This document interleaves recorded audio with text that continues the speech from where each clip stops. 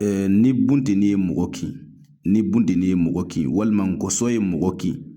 i bɛ fɛ ka salo a dimi ka ban ɲɛtugu ni ɲɛyɛlɛ cɛ kuranɛ aya in de b'a kɛ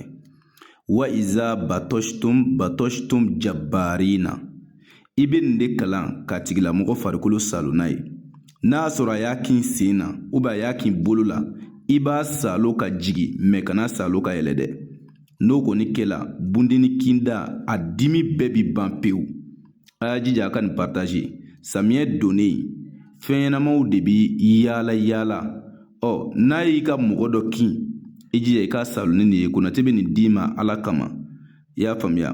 o tuma na maa min bɛ kɛ sababu ye mɔgɔ gɛrɛ ka nin sɔrɔ k'a yɛrɛ dɛmɛ n'a ye k'a ka mɔgɔ dɔ salo n'a ye k'a ka mɔgɔ dɔ furakɛ n'a ye a bɛ kɛ sababu ye ala b'o baraji di e yɛrɛ ma o tuma na i jija n'i ye nin fayida in sɔrɔ dɔrɔn a partage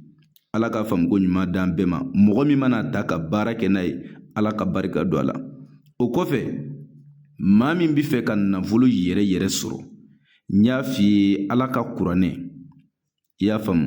nafolo dalilu bi kuranɛ kɔnɔ a wulibali ni cɛ o cɛ y'a kɛ nafolo kama ala bi sɔn a bi nafolo d'i ma siga t'a la a tɛ yɛlɛma sura dɔ de bi kuranɛ kɔnɔ a bi fɔ min ma ko suratul waqiya cɛ o cɛ bi fɛ ka nafolo mara i jija i kana iza wakati baara kɛ i bɛ diɲɛ jamana o jamana i bɛ dugu o dugu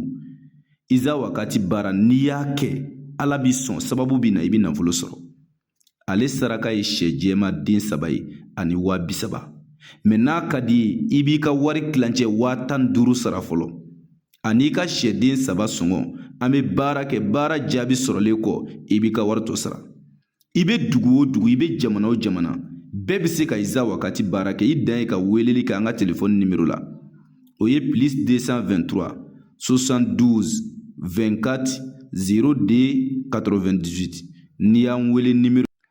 o tuma na i bɛ jamana o jamana i bɛ dugu o dugu weleli kɛ nimero fɔlen na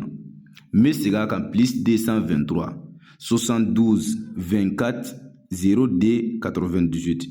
n'i ye n wele ni ala sɔnna i ni ne yɛrɛ bɛ ɲɔgɔn sɔrɔ maa min mana baara kɛ ala ka barika don a la minnu ka sababu b'an bolo ala k'olu ɲɛsin an ma ala k'o kɛ alaya kama sɔli ala rasul n bɛ dugawu kɛ bɛɛ ka dugawu